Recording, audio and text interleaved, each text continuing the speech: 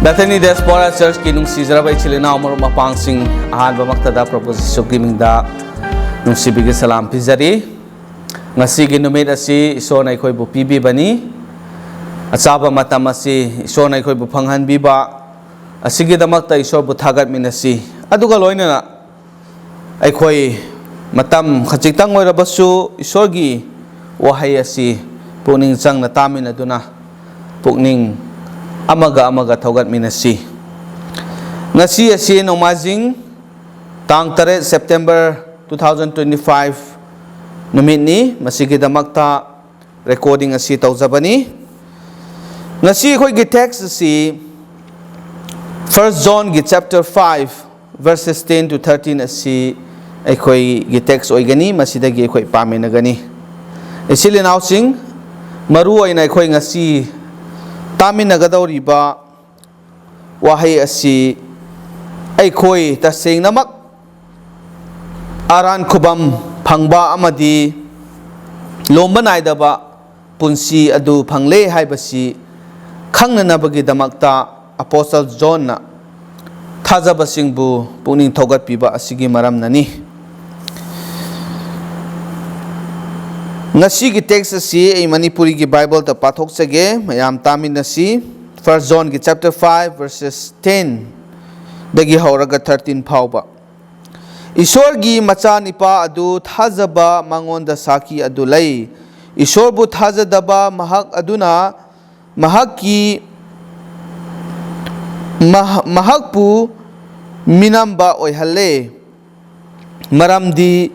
Ishorna macha nipagi maramda saki piba adu mahakna thajade saki adu asini Ishorna aikhoida lomba naidaba hingba pibire aduga hingba asi mahakki macha nipada lei macha nipa adubu phanglaba mahak aduna hingba adu phangle Ishorgi macha nipa adubu phangdaba mahak aduna hingba adu phangde Ishorgi macha nipa ning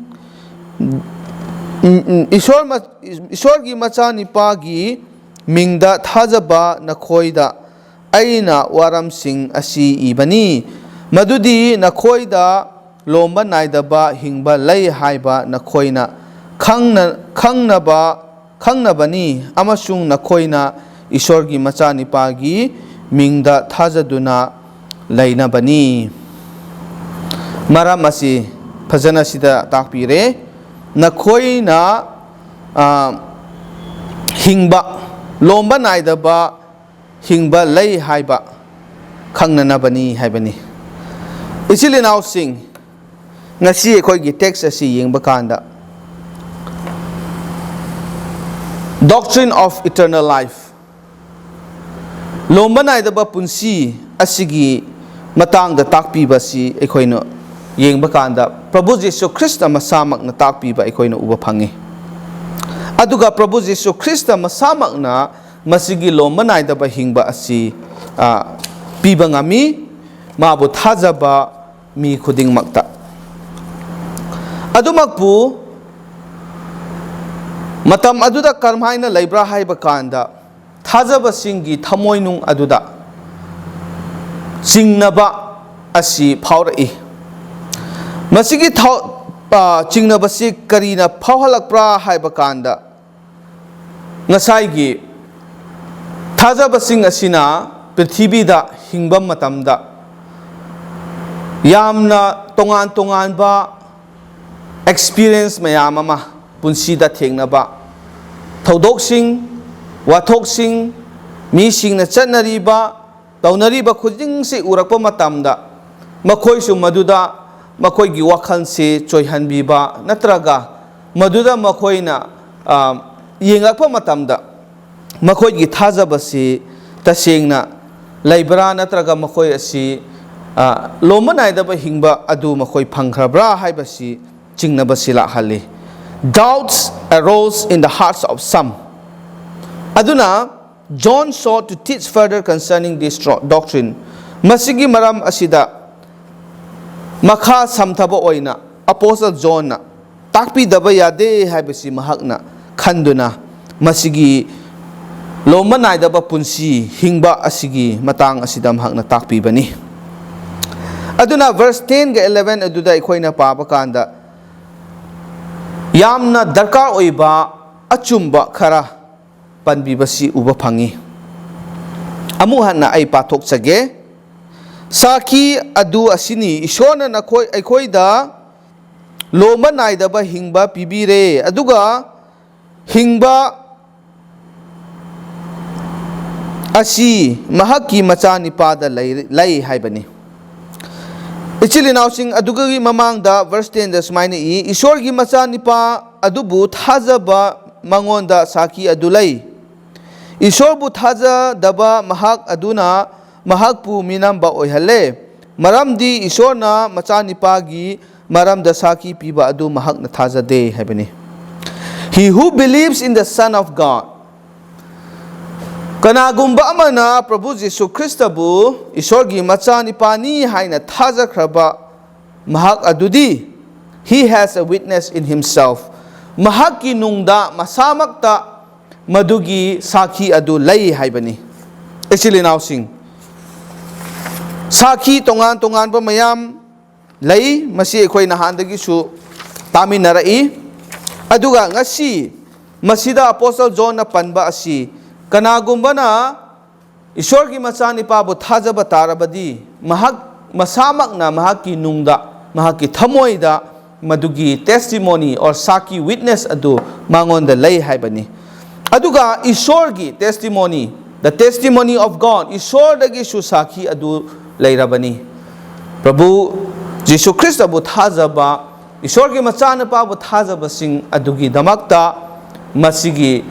Lomba Naidaba punsi Hingba haibadu laire haibasi Ishor masamakna masigi testimony saki asi oibani. Aduga the testimony of the Holy Spirit Thawai asingba aduna su masigi saki adu oibani. Maramdi aikhoina Prabhu Jesu Christa lausenba matamda Ishor gi thawai asingbadu aikhoi gi damakta aikhoibu guarantee oina aikhoi gi damakta seal oina pibi khrabani. Masida thawai asingbana saki oiba testimony oiba asi uba phangi isilinau sing. Aduga masigi onna tainabada contrast asi yengba kanda he who does not believe in the Son of God Ishorgi macha nipa adubu thajadaba mahak adudi magi result asi karino magi damakta madugi thajadabagi fall asi karino haiba kanda he has made God a liar. Ishor adu mahak na minamba oihalle haibani. Ichili now sing maramdi mahak na Ishorgi macha nipa adu thajade Ishor na saki pi khraba adu su mahak na thajade. He has not believed what God has said concerning his Son. Ishor mak na macha nipa gi maramda phongdokhiba saki oiriba adu mahak na amata thajade haibasi aikhoina uba phangi. Ichili now sing aikhoina Ishorgi saki haiba kanda Prabhu Jesu Christana baptism lauba matamda khonjel aduna laktuna maduda mahak asi aigi ichanupa ni haibasi Ishorna phongdokhrabani madu tasengnamak Ishorna phongdokpa wahaini aduga loinana transfiguration Peter ga John ga James ki mamangda Prabhu Jesu Christa asi Ishor makna aigi ichani pani haina phongdokhiba adu aikhoina uba phangbani. Aduna why did John make such a strong statement? Masigi wahai si karigi damakta yamna akanba wahai asi Apostle John na sijinna duna masi phongdoklibano haibasi aikhoina hangba yai. Maramdi karigino haiba kanda there were false teachers who were taught differently. Who taught differently? Yamna tonganba moongda takpa aranba ozasing mayam laibasigi maramna Apostle John na masi yamna chetna mahakna yamna kanna masigi wahai si sijinaraga phongdokpani. Madudi karino hairaga ꯏꯁꯣꯔꯅ ꯁꯥꯈꯤ ꯑꯣꯏꯈ꯭ꯔꯕ ꯊꯋꯥꯏ ꯁꯦꯡꯕꯅ ꯁꯥꯈꯤ ꯑꯣꯏꯈ꯭ꯔꯕ ꯑꯩꯃꯛꯅꯁꯨ ꯏꯁꯥꯃꯛꯅꯁꯨ ꯊꯥꯖꯔꯒ ꯁꯥꯈꯤ ꯑꯣꯏꯈ꯭ꯔꯕ ꯖꯤꯁꯨ ꯑꯁꯤ ꯏꯁꯣꯔꯒꯤ ꯃꯆꯥꯅꯤꯄꯥꯅꯤ ꯍꯥꯏꯕꯁꯤ ꯑꯩꯈꯣꯏꯅ ꯌꯥꯔꯒ ꯊꯥꯖꯈ꯭ꯔꯕ ꯑꯗꯨꯅꯤ ꯑꯗꯨꯃꯛꯄꯨ ꯑꯔꯥꯟꯕ ꯑꯣꯖꯥꯁꯤꯡꯅ ꯂꯥꯛꯑꯒ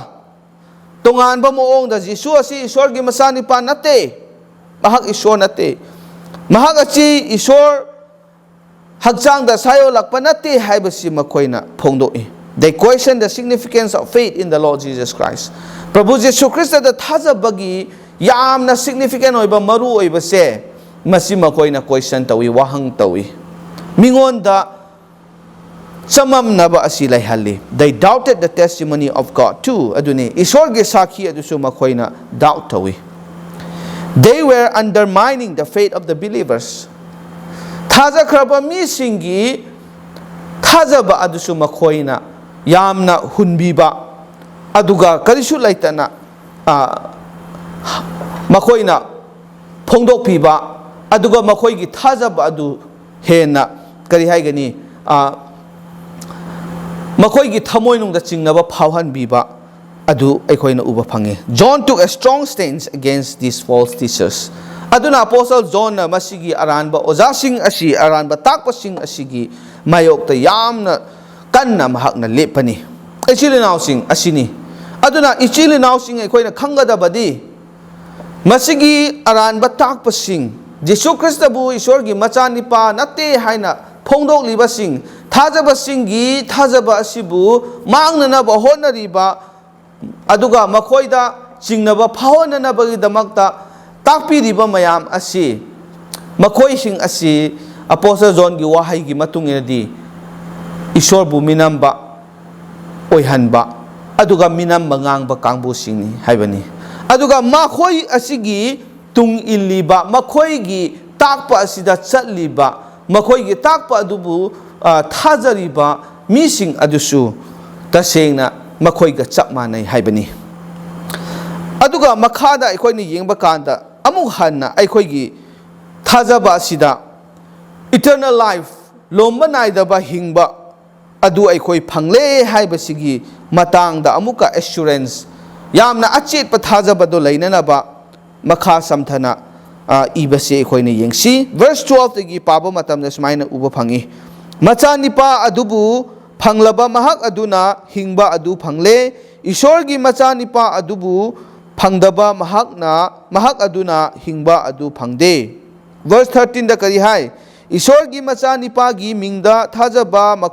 nakhoida aina waram sing asi ibani madudi nakhoida lomba naidaba hingba lei haiba nakhoina khangnabani amasung nakhoina isorgi machanipa gi mingda thajaduna lainabani hai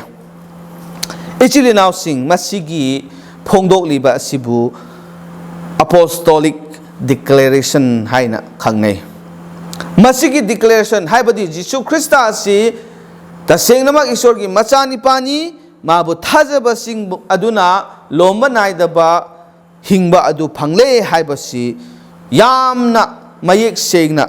yamna chetna yamna confident laina masigi wahai asi apostle singna phongdokpa aduni. This has authority aduna masigi phongdok liba asida yamna sakti leiba pangal leiba adugumba authority adu yawi. There is clarity yamna mayek sengba masida kari su chingnaba laitana apostle singna phongdokpa wahai ni. There is certainty aduga maduda kari su chingnaba amadi mayek sengdaba laite masita senama oire chumi haibasi makhoida certainty asilai aduna masigi declaration asibu apostolic declaration haina aikoina khangi. There is authority,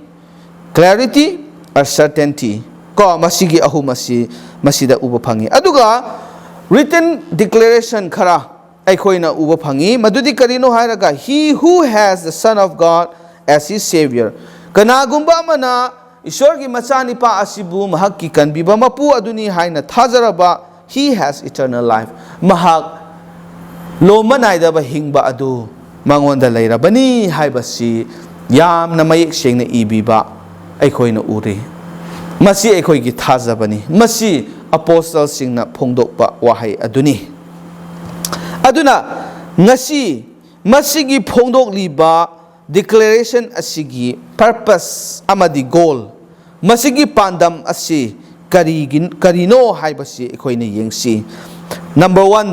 that believers may know with certainty that they have eternal life. Madudi thajaba singna khangnabani khangnabase karino khanggadabase taseng namak Prabhu Jisu Krista da Lomba Naidaba punsi Hingba adu Nakhoida leire haibasi khangnabani. Number 1. Ani subada that they may continue to believe in the name of the Son of God. Aduga Prabhu Jisu Krista gi ming Ishorgi Machanipa gi ming aduda tattana leptana thajananabani haibani. Ngasai gi marakta chingnarakpa natraga ai si tasing namak Hingba phangkhrabra ai si tasing namak Lomba Naidaba Hingba du aingonda leirabra haina chingnaduna samamnaduna leiriba mising aduna amuk nauna masi tarakanda Nakhoina o ai Jisu bu thajai Jisu asi Ishwargi Machanipani mahak ai gi kanbiba mapuni mabu thajaba singda Hingba adu leire Lomba Naidaba Hingba adu leire haibasi amuk ningsingba maduda amuka makhoi mayek senghanba adugi damakta masigi declaration asi pibani. Aduga ani subada refuting false teachings aranba chumdaba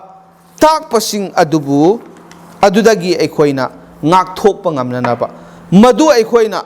yadanaba madu aikhoina madudagi aikhoi lapthokpa ngamnanabagi damakta masigi wahai asi ibani. Maramdi aranba takpasing aduna kari hai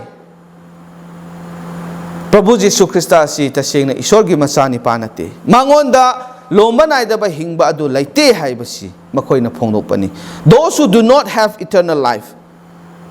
Lomba Naidaba punsi do makhoida laite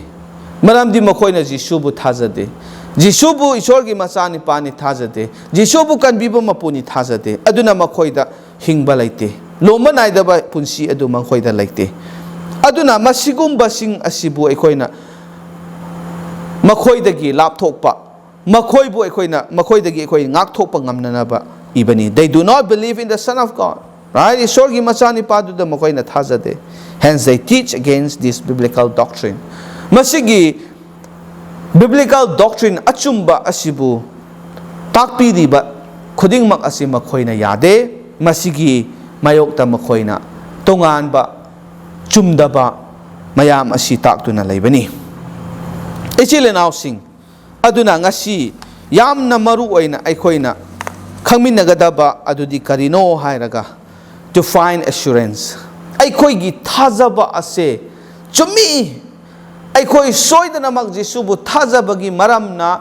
Ishorgi Machanipa da thajabagi maramna aikhoi da Lomba Naidaba Hingba adu leire haibasi masigi assurance leibasi darkani. Aduna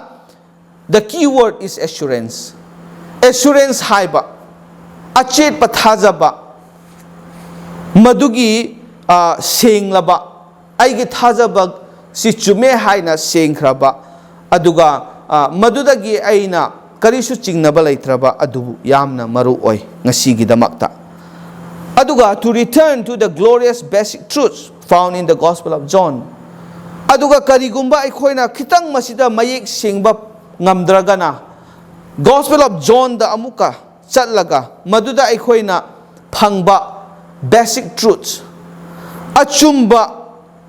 basic truths sing aduda aikhoina amuka chatlaga madu aikhoina amuk yengba maduda aikhoigi thajaba adu sengle chumle haibasi confirm tauba asi mathau tabani. Maramdi karigino hairaga masigi John na iriba letter chithi sing asidi ngasai Gospel of John ma masamang na ibani maduda iriba sing adugi reflection or application oina mahag na masida hena makha samtharaga ibani. Aduna masigi basic truth sing asi ekoina kadai da uba phangi haiba kanda Gospel of John aduda ekoina urabadi phangbani. For Gospel of John chapter 1 verses 10 to 13 aduda aikoina paaba kana masi aikoina samlapna uba phangani. Manipuri gi Bible da ai pathok chage mayam su yengbiu aduga aikoi mayek sengna khangminasi. Gospel of John chapter 1 10 to 13 aduda smaina lay. Mahakti taibang panda lairami mahaki mapana taibang pan asi Layrakhi adubu taibang pangi misingna mahakpu khanglamde mahakna masagi oiba mafamda lenglakle adubu masagi oiba misingna mahakpu lausinde adubu mahakpu lausillaba makhoi pumnamak ta haibadi mahaki mingda thajaba makhoida ishorgi macha sing oinanaba mahakna matik pibire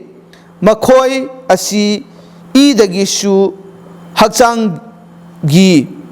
ningbadagishu mioibagi ningbadagishu pokhibanate adubu ishodagi pokhibani haye. Actually now sing when